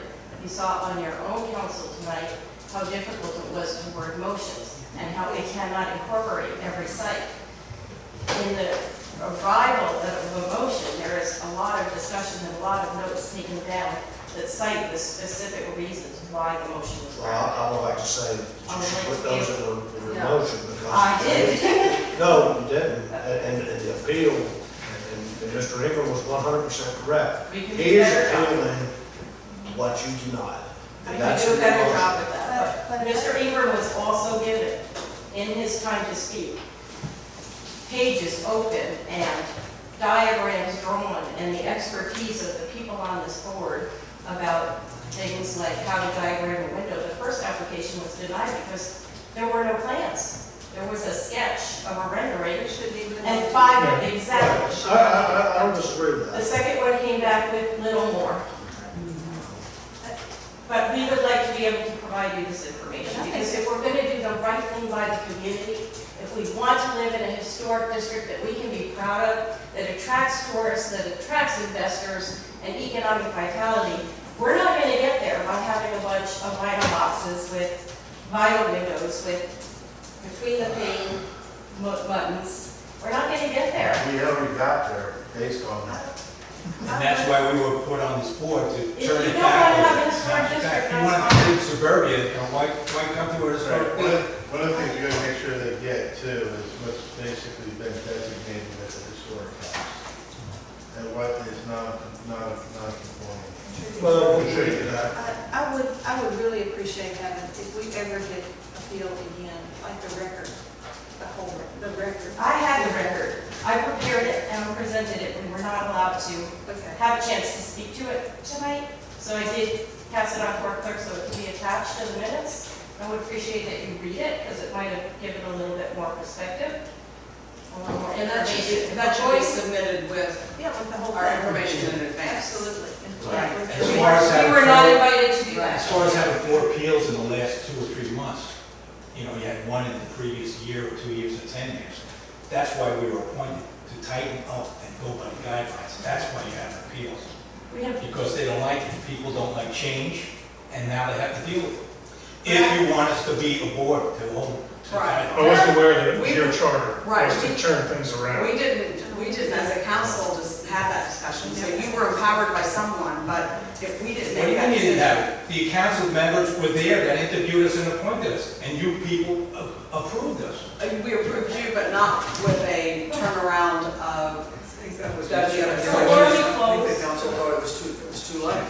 Yeah, before we close, I would like to highlight how the process can work and does work well. Well, we didn't have that discussion. 209 Mason Avenue, the Parsons Building. We followed the very same guidelines for that applicant as to these. And there was a back and forth, there was a deferral, there was new information, there was a new review, and the project has passed in a manner that was acceptable to the builder and to the board, and it's going to bring a wonderful adaptive reuse to our downtown commercial district. There were applications such as Mr. Granger's screen porch. According to the guidelines, it shouldn't be. We exercised good judgment, looked at the facts of the case and what's around it, and that was granted. I do want to remind this board that there are far more successes than appeals. no doubt. Can I get a motion to recess? Using the same. So moved. Second?